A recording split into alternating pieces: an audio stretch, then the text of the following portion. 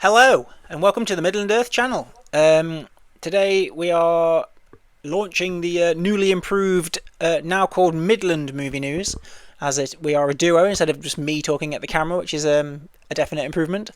Yeah, we're doing our usual 4 stories, I think, because it's a nice round, easy number to talk about, and we're taking our stories from the week just gone, and we're going to talk about them and our opinions, and we'd also like to get your thoughts on them down in the comments. So what we're starting with today, Lewis? Well, it's what we're now middle of January. 18th of January as we're recording, and we've just had the Golden Globes this week, so we're officially kicking off the awards season. So I thought we may as well start with obviously looking at some of the bigger winners from the Golden Globes in terms of the films and the TV categories, because that might give us a bit of an idea as to what's going to possibly pick things up at the BAFTAs, the Emmys, and then obviously the Oscars when that comes around end of February, beginning of March time, I think it's normally. But yeah, looking at the categories, say we'll pick out some of the bigger ones. Best film in terms of a drama, because obviously the Golden Globes break it up into best film, drama, music/comedy, non-English and animated, but best film drama went to Hamnet. It's not one that I've seen as of yet, but from what I've seen, it's a sort of like a historical biopic in relation to Shakespeare and his wife, and just after the loss of their son Hamnet from the plague, and how they sort of cope following that devastation and with the rest of the family. I've heard some good things about it. It's supposed to be quite a good film. Yeah, I'm not. When it comes to awards, I've not watched a lot of the movies that are actually nominated, but I probably should do that, to be fair. But yeah, it'd be interesting to see how these correlate with the rest of the awards, because I think the Golden Globes are kind of like the a bit of the run to the litter, aren't they? When it comes to, no one really takes them like super seriously. They're just kind of like, Yeah, oh yeah, I got a Golden Globe, yeah. Just it's like put it in a cupboard away somewhere, and like. it's one of those ones that is kind of looked down upon. That and the Emmys. The Simpsons mocked both the Golden Globes and the Emmys quite a few times. I always remember that episode where Homer is in the B sharps and he's out traveling and he hasn't got, and he's in the hotel and he gives the waiter the waiter's looking for tips, so he gives him like a awards trophy and he goes, "Oh yeah, it's a trophy," and then looks at it and he goes, "Oh, it's an Emmy," and then just throws it over the balcony. So yeah, they are kind of looked down upon compared to the likes of obviously the Oscars and BAFTAs and whatnot, but I think they give a good indication as to what films are going to do quite well when it comes to award season. So the fact that Hamnet's been given sort of best drama film points that it's probably one that's possibly going to be up there when it comes to best picture at the Oscars. I feel like the Golden Globes kind of break things down a little bit too much, because they must go on for ages. I imagine the blooming ceremony is about 4 hours long. More than likely, yeah, because they also do TV. God. But yeah, I mean, looking at the Paul Mescal, he looks to be playing Shakespeare in the film, and then his co-star leading actress Jess Buckley, she also went on won Best Actress for this particular film as well. So whether the film is specifically maybe focusing on the loss of the son from her point of view, is a possibility. Then if she's winning also the award for Best Actress. What about the TV side? TV side, just look through the. So looking at sort of the biggest one that stands out in terms of the TV side, best limited series. This also then went on to win 3 other awards. Was the Netflix series Adolescence. So that won best limited series, but it also got best actor for Stephen Graham, and best supporting actress Erin Doherty, and Best Supporting Actor Owen Cooper as well. So it's picked up 4 awards at the Golden Globes. And again, something currently not seen. It's on my list of things to watch. But you've seen it, haven't you? Yeah, because I wonder how they categorise them. Because arguably, the Owen Cooper. Cooper, yeah. I feel like he's more the main character than Stephen Graham is, because it's about him. So I don't know how they categorise lead actor. Isn't Owen Cooper sort of an up and coming actor? I suppose. So what does he not count as a lead actor then? Do you think? I don't know how they. I suppose when it comes to the marketing side of things, Stephen Graham's obviously he's been about now for quite a few years, and he's done quite a few big things that have sort of brought him to prominence of late. So if Netflix are looking to promote this and try and get people involved in watching it, you're going to obviously kind of promote him a little bit more because he's obviously a bigger name. But yeah, I'd say he's got 4 awards in the TV side of the categories. Trying to think where you can watch the Golden Globes. I don't even know what you can watch it on. Because obviously, was it the Oscars that was on Netflix? Was it? I think it changes from year to year. It used to be that you'd see the Oscars over here in the UK at least. Like Sky Movies would obviously show it. And I think possibly Sky One, they'd sort of simultaneously show it. God, Sky One. It's still going, Sky One. It might be called something different these days, but I don't know since I've cancelled my subscriptions. But obviously the BAFTAs tend to be on either BBC or ITV. As for the Golden Globes, I would imagine maybe I think it's Sky Max or something like that. Or something like that. It tends to show all the American stuff. Maybe that had it. But yeah, I mean, looking at some of the other ones, going back to obviously the film side of it. Not a film that I've seen because I don't have kids, but picked up 2 awards. It got Best Animated Film and Best Original Song was K-pop Demon Hunters. I mean, arguably, you don't have to be a child to watch that, do you? Well, no, but so most people that I know, including yourself and most people in our friends group that have seen it, have all got kids. So it must be something that obviously is big in terms of being family-friendly viewing type thing. I feel like it's the hype on that died off a lot now. But what did it win? Did it win Best Animated? Best Animated Film, because obviously I said they broke it down into 3 categories for film. But it also won Best Original Song for Golden, which is I've heard that on the radio. It's been all over the place. So, so yeah, that's obviously picked up 2 awards, and then one of the films that I enjoyed quite a lot from last year has also picked up 2 awards in Sinners. That won Best Original Score for Ludwig Göransson, and then it also won Cinematic and Box Office Achievement.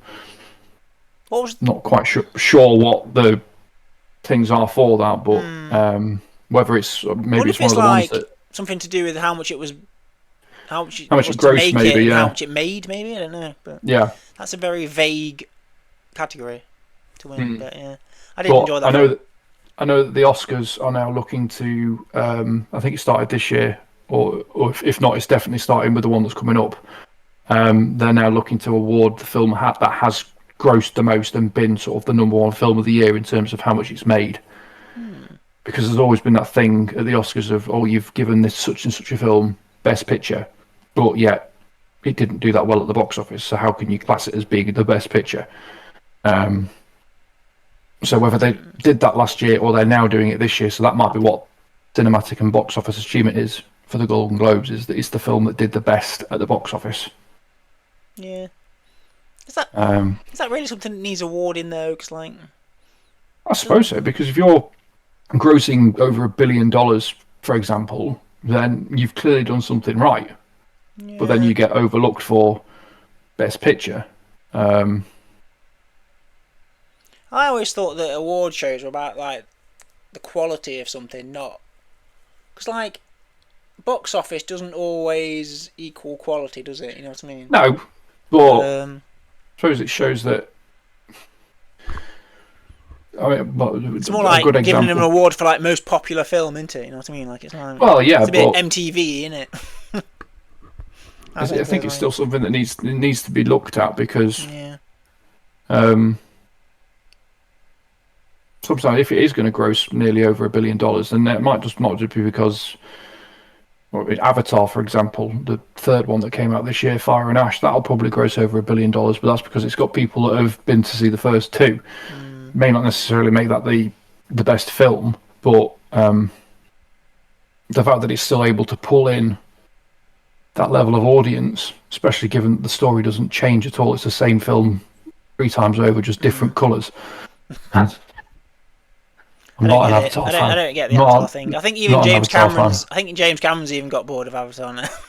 Yeah, but he's supposed to be making like 5 or 6 of them. Yeah, but I think recently he's given like quotes saying like, "Oh yeah, if this one makes enough money, then I might make another one." But oh right, okay. But yeah, I think because apparently he wants to go back to Terminator, so which I think is quite exciting. But really, no, but like in a good way, not like make a pants one. Because has he even made one since like the second one? No.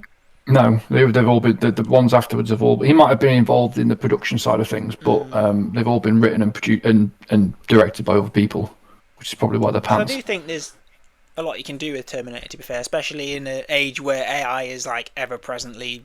Yeah, it's getting more prevalent now, isn't it? But yeah, imminently. So, but yeah, but no, those are the sort of the ones that stood out to me because. Like I say, in terms of obviously Best Picture and some of the actor ones, it sort of gives you an idea as to where you might be looking in terms of the BAFTAs and the Oscars later down the line.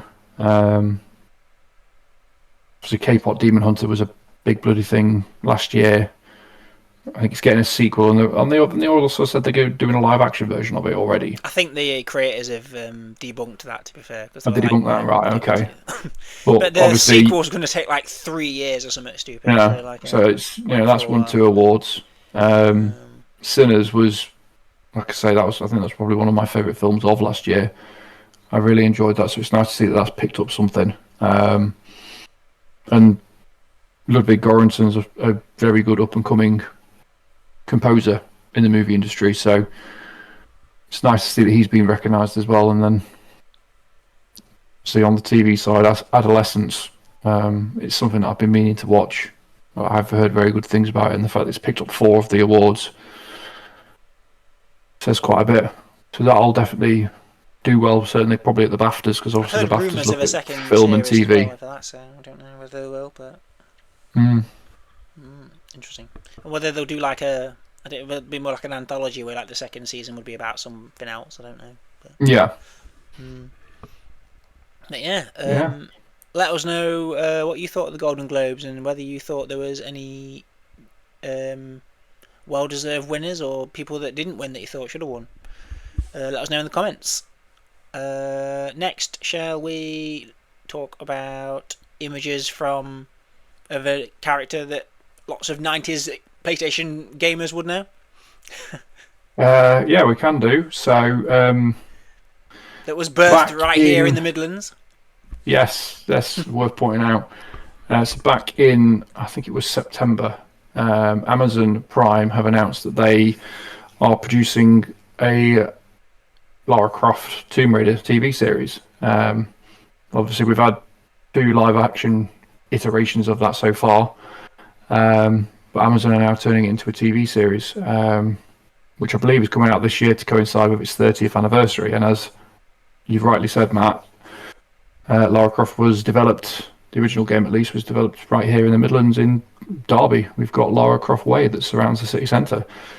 And they've announced, obviously, that Sophie Turner of Game of Thrones will be playing the lead role of Lara Croft, and they have released an image of her in the get-up. And it looks pretty spot on. Do you think it's a good casting choice doing Sophie Turner in this? Or? It's an interesting casting choice. I don't know I mean, compared to... I don't know who I'd pick as an alternative. I mean, I think she can do like the rich girl gone like archaeologist side quite well, but I don't know about The action side of Sophie it. Turner action star. Like, I don't know. Well, from what I've seen, obviously the image that I've got on screen at the moment, I'm looking at it through a BBC article. But I've seen, when I first saw the original image, it was through, I think it might have been like IGN or something like that, and it had a picture of her obviously in the costume or not, and then it had a picture next to her, which I'm guessing has been taken off her social media, of her as it is in a bikini, but she's showing off how toned up she is. She's obviously been hitting the gym hard for the role because she's got properly defined abs and things like that. So I'm guessing she's taking it really seriously so that she can do most of the action herself. Because for anyone that has obviously played the Tomb Raider games, she's got a lot of running around to do, jumping, climbing, swinging off things, doing rolls and whatnot. So I would imagine she's going to be taking it pretty seriously. And I can't think, unless you can think of another actress, I can't think of anyone else that may have been more suited to the role. I mean, it's different in terms of who's played her in the past, I suppose. But like, she's obviously not as well known as Angelina Jolie was, I suppose. But yeah, or Alicia Vikander, who played her in the recent iteration. Yeah, I mean, I suppose it's less because the Lara Croft character in the games is a bit hyper, like sexualized and stuff, isn't she? You know what I mean? Like, Especially in the early games, it's more like a realistic version of the character. You know what I mean? Like as realistic as you can get with a gun shooting archaeologist. But that'd be interesting. No, it will be interesting. I mean, just looking through the article, obviously the big point was her in the full costume to see exactly how she's going to look. But you've got obviously Sophie Turner as Lara Croft. Apparently, Sigourney Weaver's also going to be in it. Does it say who she is? No, just says alien actress Sigourney Weaver. White Lotus's Jason Isaacs will be in it. I'm guessing he'll be like your dad or something. I'm guessing. Could be. Maybe it'll be the butler. Oh, it'd be great if there could be a scene where she just locks him in the fridge. Got Jason Isaacs banging on the door. But apparently, Fleabag writer Phoebe Waller-Bridge is behind the script as well. So that did quite well. She's doing quite well, Phoebe Waller-Bridge, in terms of writing good scripts for shows and whatnot. So hopefully that'll be quite a strong side to the series as well. Be interesting to see how it goes. Yeah, as far as lookalikes, I suppose she does look like the character, which is a good start. So, yeah, it's not too bad, is it? It's definitely slated to come out this year, is it? I believe so, yeah. It would make sense because, like I say, it's 30 years since the game was released, so you'd think they'd try and get it out this year, even if it's towards the back end. Hopefully, it'll be a good... Like, I'm not much of a... Have you played many Lara Croft games? Because I haven't played them in ages, to be honest. I played a couple of the original ones, obviously. Because I know they've been like remastered and stuff recently, haven't they? And stuff like that. Yeah, played them on a couple of them on PS1 and PS2, and then when I got a PS4, they did sort of like a reboot version of it back in 2013, which made Lara Croft a little bit more grounded, less sexualized, and they placed more emphasis on the character development instead of her just running around in a green tank top with big boobs shooting people. So I think that's that wasn't too bad. The Alicia Vikander thing was more kind of like I think that's how it was based on, because I think certainly for the first sort of reboot game, you spend most of that with a bow and arrow as your weapon, and I know that in that film, sort of the marketing was of her with the bow and arrow instead. So it'll be interesting to see whether the story for the series is going to be sort of an original, or if they are going to be basing it on a set game. Because there's quite a few to go back on, so it's not like they're short of source material. Stories. Yeah. But I mean, it seems to be something that Prime are doing quite well with, because obviously they had Fallout as a series, which is obviously based on the games. That's getting a second series. And by the looks of it as well, they're also doing. This article also mentions. Is it Amazon that's doing God of War? No, is it Amazon? That's what I was just getting onto. Yeah, in the same article it mentions Screamer has also announced this week Walking Dead actor Ryan Hurst would start as the main character Kratos in the up and coming God of War series. So they're doing quite well by the looks of it, making series based on video games. They've done quite well with Fallout. They've obviously got God of War. They're now doing Tomb Raider. They're getting quite popular, aren't they? Video game TV shows, to be fair. Well, we've had The Witcher, which I've recently just rewatched and sort of finished. Henry Cavill was really good as Geralt of Rivia. Not too sold on Liam Hemsworth when he took over in Series 4. They've announced that the next series, Series 5, will be the final series. Whether that's because he hasn't been well received, I don't know. But yeah, there's some good, especially sort of story and character-driven video games out there now that I reckon would make good TV series. I continue to advocate for Red Dead Redemption 2 to be made into a TV series, because I think that would do really well, but I can keep hoping.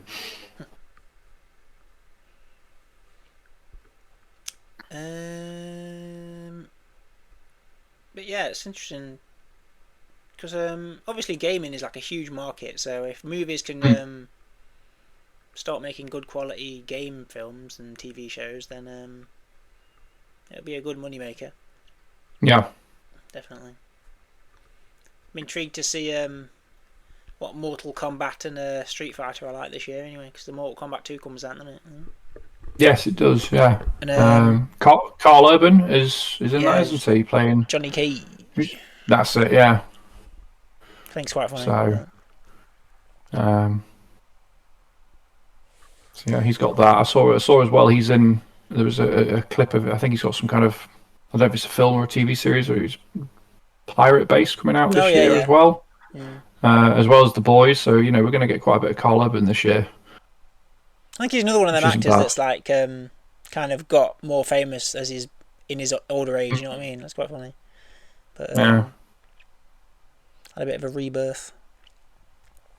Definitely. But yeah, what do you think of Sophie Turner's first image of Lara Croft? Do you think it's a accurate depiction, or do you think it's a little bit toned down? Do you think she's a good choice for the role? I think. Or is there any alternatives that you'd have liked to have seen casted instead? Yeah, because I can't think of any. But I can't at the moment. I never would have thought of Sophie Turner, to be fair. But yeah, but yeah, we'll see what that turns out like later in the year, I think. From one tomb-based thing to another, I suppose we can go to the most recent incarnation of the Mummy. I think we've got Lee Cronin's The Mummy, which has had his first trailer recently. What do you think of it? I like that it's separated itself from the Mummy that we've known with Brendan Fraser and Rachel Weisz and stuff. Like, it's proper. Like, even the plot seems like completely different and things, which is good. So like, it's not like, oh, there's a mummy that's woken up and now we've got to hunt it, or is hunting us, or whatever. It's like completely. It just like, well, from the trailer, it looks completely different. Giving good sort of horror vibes, doesn't it? They're playing off the whole kind of children in jeopardy kind of thing, aren't they? A lot of horror seem to be doing a lot recently, which has seem to have gone down quite well. Everyone likes a young person in jeopardy apparently at the minute, so yeah. It looks super creepy. It's got creepy music, creepy imagery, going hard on the horror. doesn't give too much away in the trailer, but the tagline is like "What happened to Katie" or something in it. I think that's the tagline for the film, which is a bit sinister. Is it the child's disappeared? Is the mummy kidnapped it or hunting the child down? It's a female mummy as well, isn't it? I think so. Yeah. An actress that's playing the mummy. So, but no, it gave me horror. Definitely looking at the going down the horror vibes for it, which would be quite good. But yeah, the guy that did this did the most recent Evil Dead, I think, as well. So obviously he's got a little bit of experience in the horror genre. So if he brings a bit of, but this seems a bit more toned down than Evil Dead, obviously, but in a good way. Yeah. I don't think it looked quite dark as well, very very dark. And apparently he's used an entirely Egyptian cast as well, so which is interesting. So he's gone like trying to make it more authentic. Authentic, which is interesting. So that'd be cool. Interesting to see. I don't know how in keeping it is with like, because obviously the Mummy was like a reboot of an ages old Mummy from like I think it was black and white kind of era of movies, was it? I think in the day, yeah. 1930s of like Boris Karloff and people like that era. Would have been. I wonder if it will be more in keeping with that, possibly. Or I don't know, but cause I've never seen that film. So, but you're hoping for more sort of gothic tones to it, or? I mean, that's been going down a lot. Well, recently, hasn't it, with things like Nosferatu. Yeah, Nosferatu, and what else is there? Can't think of anything that's Frankenstein's pretty gothic in it. That went down well. Frankenstein, that's done quite well. The old kind of, I don't know what you really call it. Really, it's not like Hollywood kind of monster movies, is it? They're kind of taking a more like art housey kind of approach to it, and they seem to be going down really well. Just working though. I watched Nosferatu last year, and I enjoyed that. I thought that was shot really well. It wasn't the typical like how you would see Hollywood horror type thing. They were focusing more on sort of properly how they were telling that story, and like you say, the shots and whatnot kind of made it a little bit more artsy, but it was in a good way. So hopefully this will be quite good. I've not got around to watching Frankenstein yet, but I want to give that a go. Very Del Toro-y, anyway, in a good way. It's well acted as well. It's the best I've seen Jacob Elordi so far. I think, to be fair, he's really good. I think he's growing. Oscar Isaac's in it as well, isn't he? Yeah, he is. Yeah, as Dr. Frankenstein. Dr. Frankenstein. But yeah, good movie. So. It'd be interesting to see. Horror had a good year last year, so see if it can do it again. To be fair. Yeah. But, again, Sinners. That was a horror that did well. And then we've got obviously Scream 7 coming out this year. So. Have you seen the most recent? Couple of horrors. Have you seen the most recent TV spot? No. It shows like a what's it called? Like it's called like Treefall Asylum or something. Like it's got an asylum in it or something. So people are like guessing that that's where Stu is apparently. So he's in some kind of what's it? So we'll see. All for Stu being alive and coming back and getting Sydney finally. But and then they end the series. In the TV spot, they have him doing that. This is going to be fun thing at the end again. So they're definitely pushing that narrative that he's definitely teasing that he's back then. So I don't know. I'd like it. Yeah. And obviously, Matthew Lillard has had a huge resurgence, so it would make sense if he was in it properly, really. Not just a ghost like flipping Billy was. He needs to be revived somehow from the dead. But, that'd be good. Looking forward to it. But yeah, this year's packed full of movies. To be fair, it's going to be busy. So we need to get that. Try and cram them in between workloads. Yeah, get that planner up and running. I think. But yeah, let us know. Are you looking forward to The Mummy, or are there any other horror films that you're looking forward to? Let us know in the comments. Maybe we'll be able to get out and review them. Are you looking more forward to The Mummy with Brendan Fraser and Rachel Weisz coming back, or this one? Yes. Don't know when we're Yes. going to get that exactly, but No, but there are strong rumours about it, aren't they? They're bringing back the original cast, including the guy who played Jonathan as well. I've seen him. There was a picture of all three of them together recently. I was like, ha. even I can't remember his name now. The Magi guy. No, the actual mummy in the Is he? in the Really? first two films. Apparently, whether it's just as like a brief cameo, I can't remember. Arnold something, I think his name is. But yeah, even he's rumored to appear in it, even if it is just as a cameo. So, because I think he put a picture out on his social media of like recently of him sort of holding, the necklace sort of thing that he wears as part of his very small costume. Apparently, he has that in his collection. He was sort of looking at it again, so obviously he's sort of teasing that he'll be back. I hope they don't do that. That's rubbish. But we'll see. The return of the mummy again. So as long as they don't have god awful CGI rock Scorpion King in it. Yeah. There was a Actors on Actors with Brendan Fraser and Dwayne Johnson that I watched recently, and that was really good.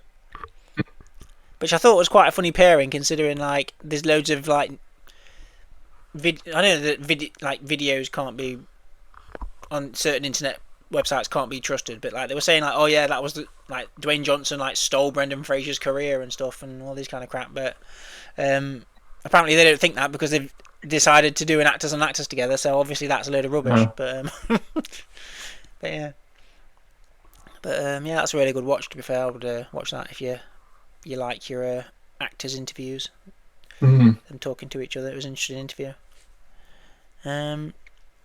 But yeah, another mummy coming, yay! Because the Tom Cruise one did so well, so yeah, why not kick out another one?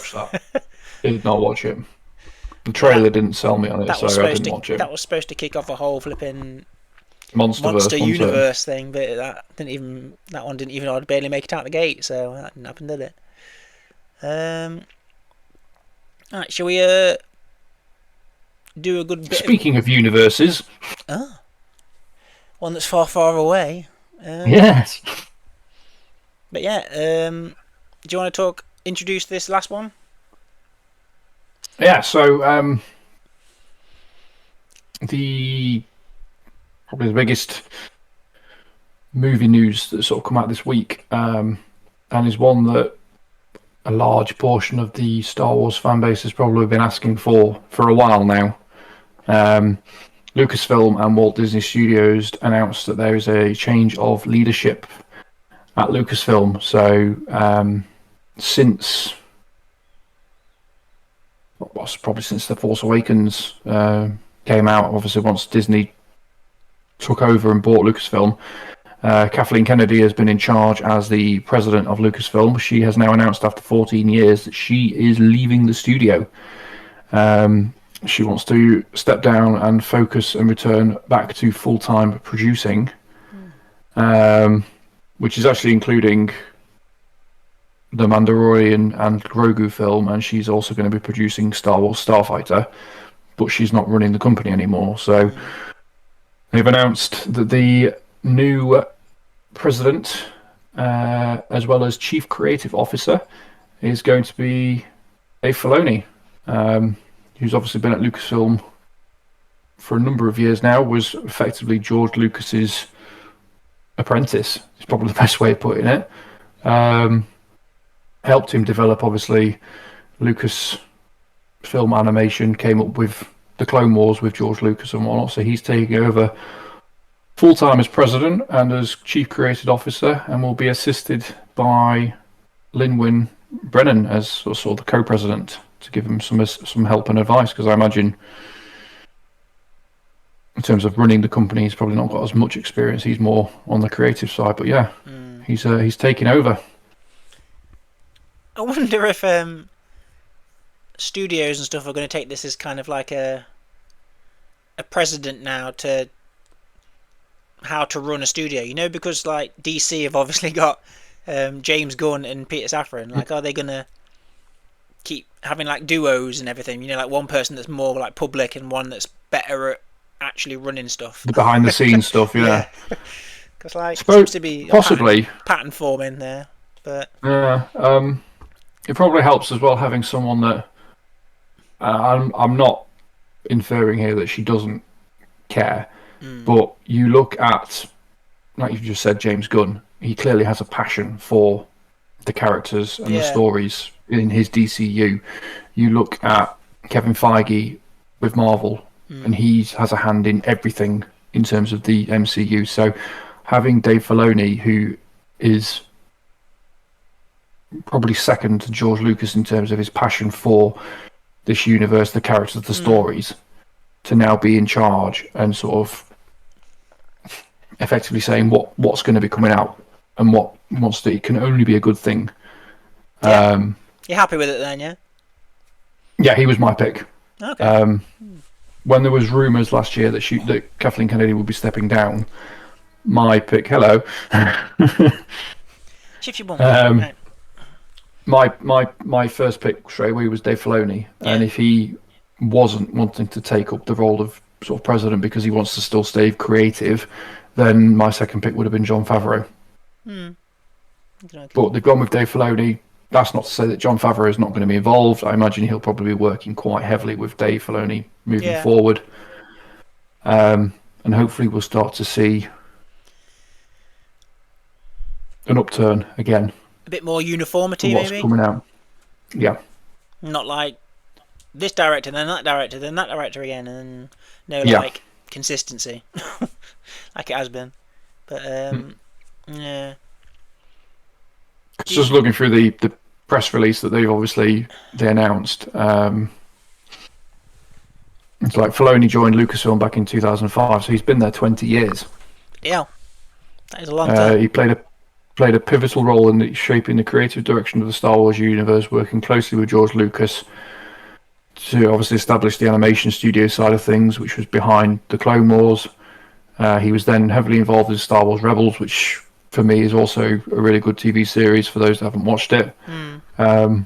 He was then heavily involved in The Mandalorian, which, you know, it's not like that's not been successful. He serves as the current showrunner for the Ahsoka series, which is obviously getting its second series out this year.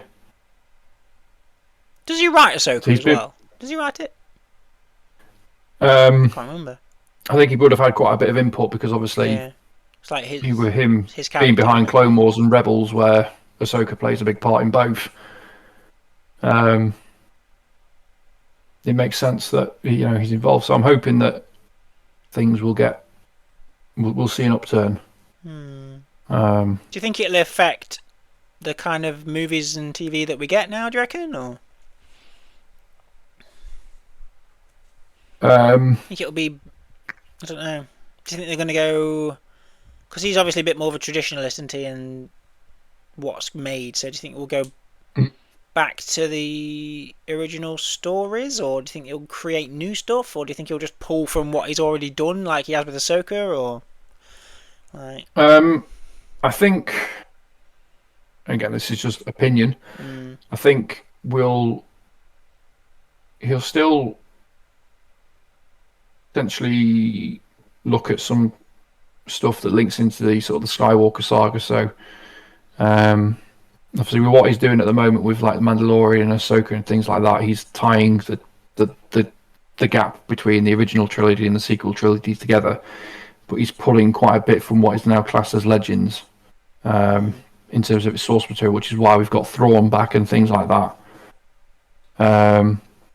So whether he then delves back into other things to do with like the Old Republic, which is now classed as Legends because Disney obviously scrapped the original continuity timeline for their own. So whether he starts bringing things like that back in, I think would go down well, because obviously the Old Republic in terms of the games is very big in the fan base. So if he could do TV series or films based on that, I think that would do quite well. And even if he does come up with his own characters and storylines, I think he'll still be able to tie it back into what everyone knows, so it feels familiar. But I would still like to see things come out that are sort of in the same vein as the Andor series, because obviously that was really good. I don't want to just see things that are constantly focusing on Jedi and Sith. It would be nice to have series that are more more grounded in terms of like Andor was. You're not focusing on Jedi Sith. You're focusing on the everyday life of how it is in that particular universe.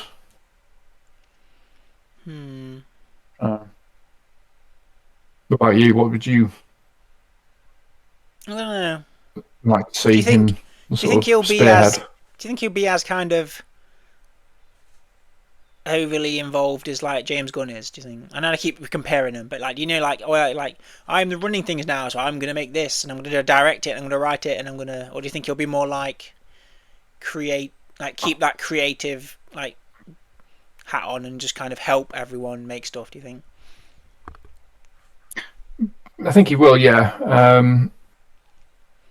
He hasn't, from what I know, he hasn't done a lot in terms of the directing side of things. He has done directed a few things in the Clone Wars and Rebels, and obviously I think he directed a couple of episodes of Ahsoka. But I think his strengths are probably more behind the scenes, working on the creativity side of things, Like world building and developing, developing the world, the characters, the storylines, and then getting someone to produce that vision for him. So hopefully he can still do, because I think that's where his strength lies. Yeah. And just trust that the people that he then hires, so like Jon Favreau and people like that, can then go direct that, put it on the screen, and his vision is seen. And I would imagine that every so often while I'm feeling a bit stuck, I'll pick up the phone and I'll speak to George. Yeah. I wonder if he'll be around on the sets a bit more now that Dave's in charge. Maybe, I don't know. Maybe. I wonder how much contact they actually still have. Do you think they like talk weekly, or like is it more like? I would imagine that he probably speaks to George Lucas quite a bit, because everything that he's sort of learned has come from George Lucas. He's the fountain of knowledge, realistically, isn't he? So I wonder if it's his creation overall. I wonder if George Lucas still comes up with stuff and just like feeds it into Dave Filoni. Oh, Dave, I've had an email. Do this. I have an idea. What about this idea? Just keeps giving him ideas still. Yeah. Yeah, I've pocketed $4 billion, but I'll still sort of slide a note to Dave Filoni and have Disney produce my ideas.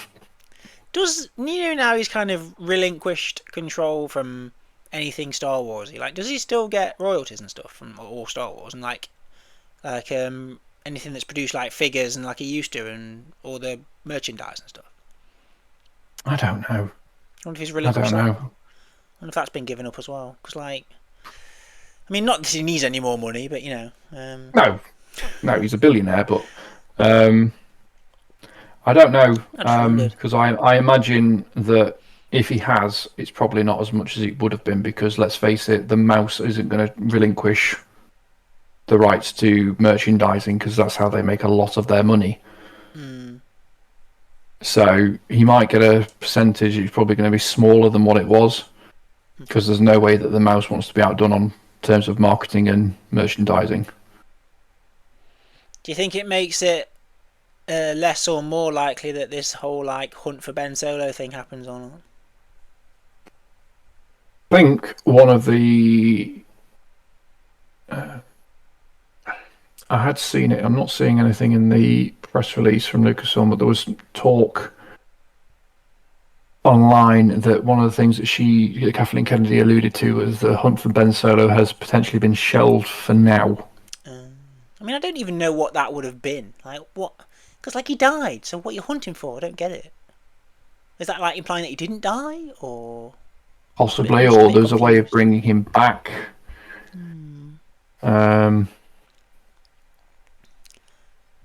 Is that something you could see working? I don't know. I don't know, because for me on the sequel trilogy, one of the redeeming features of the sequel trilogy, even though it kind of tailed off towards the end, was the character of Kylo Ren / Ben Solo. I thought Adam Driver did really well. I know some people whinge and moan about he was just Mardy and mopey, and then he turned back to the light. There was Emo Jedi. Yeah, but I think there was always going to be that he would always come back to the light side. I just don't think they did it as well as they should have done. And yeah, he was a stroppy teenager, I did but like the conflict within the character there. I think it was yeah, quite an interesting idea. But that's what I mean. He was always sort of drawn to I like being the pulled whole back to the light side. the whole like was it like a dyad in the force or something? That kind of concept was interesting. Interesting. And I liked Um, the vision thing where they were like connected like through the force. yeah. I thought that was quite an interesting concept that they should go back to be fair. But Well, interesting. I thought it was interesting. yeah, he was one of the more redeeming things about the sequel trilogy for me. I just think they just didn't quite handle his redemption as well as they should have done towards the end. No. So it would have been interesting to see how they went about doing a sort of another film focused on him. But we'll see. It might come out. It might not. It might be. Who else would be in it? Might not be something that Dave Filoni wants to do anymore. It's gone really quiet on the Ray movie as well. Well, I would have thought with the change of leadership and obviously there being a handover, that things like that will be put on the back burner briefly whilst he gets to grip with the new position, and then you never know. In a few weeks, we might sort of hear a load of things come out again, like, "Well, this has been done, this has been done, this has been done." So we'll see. I wonder if he'll I don't know, come up with anything, like announce anything new after like his new position's been announced and stuff. Maybe, I don't know. It's been a while, hasn't it? I wonder what Comic Con and stuff and Star Wars Celebration and stuff will be like this year. I wonder if there'll be anything new announced. Well, there'll always be something announced at Star Wars Celebration. Starfighter out. Is that summer or is that more like a winter thing? Next year, 2027. Is it? So we've got the Mandalorian and we've got Mandalorian and Grogu out this year. Oh yeah. Star Wars Starfighter next year. God, that must be early next year, surely. Because I feel like that's been shot for ages. We'll see. I mean, in a couple of weeks, towards the end of this month, we've got Super Bowl over in America, so we will get a drop of trailers and things during their halftime shows. So you never know, we might get maybe a full trailer for the Mandalorian and Grogu. We might get a teaser for Starfighter. You just don't know. We'll have to keep an eye on that when that happens. What was I just thinking? It's gone now. Was it Dave Filoni that created Mandalorian, or was that Jon Favreau? I can't remember. Yeah, Jon Favreau was involved, but Dave Filoni was sort of heavily involved in it as well. So I might go back and watch the Mandalorian. I feel like I enjoyed it the first time, read it a lot. At least the first two seasons. Probably do a rewatch before the film comes out. So whether we do some reviews about that around the time, let's see. Have a little team talk about it, maybe. But do you think he'll touch anything else in Lucasfilm? Oh, sort of like Indiana Jones and things like that. Other than Indiana Jones, what else is there? I can't really think of anything. They do quite a bit in terms of production for other things. So obviously within Lucasfilm, you've got like Industrial Light and Magic, Skywalker Sound, and obviously they have been heavily involved in the likes of Jurassic Park and things like that for the effects and the sound quality. So any of your big films, when you look at the credits, and if you see Skywalker Sound or ILM, then that's obviously part of Lucasfilm. Do you think you'd ever touch Indiana Jones?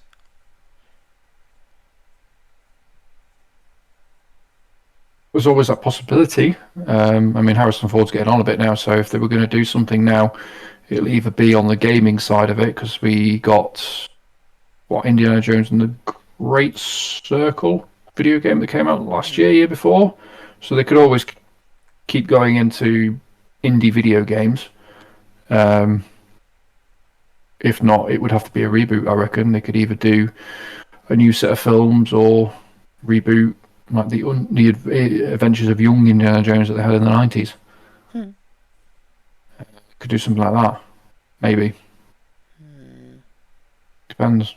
It's a character that everyone loves, so I can't see them wanting to let it go. I wonder if they'll do any more shows that focus on specific characters, you know, like they did Obi-Wan and stuff. I wonder if they'll... I reckon they probably will. I saw that Donald Glover has handed in his script for the Lando either series or film. Oh. Because obviously he still very much wants to do either a film or a TV series based on sort of a younger Lando Calrissian, as he played him in obviously the Solo film. So yeah, I didn't realise he was writing it. Yeah, he's handed in some form of script I've seen. So it'd be interesting to see how that goes. I've always said I enjoyed Solo, a Star Wars story. Yeah, he's one of the best bits about it, to be fair. He did quite well as a young Lando Calrissian. I thought he played the role really well. So it'd be interesting to see where he would go in terms of developing that character before his days of being administrator at Cloud City. But yeah. But yeah, I do hope that it doesn't stifle going into new directions with Star Wars, hopefully. Like, they don't just get stuck in the old ways, you know what I mean? Yeah. I do want some... I don't think it will. I'm taking it as positive news that Dave Filoni's taken over fully. I think it'll be good. Hopefully. Yeah. We'll wait and see.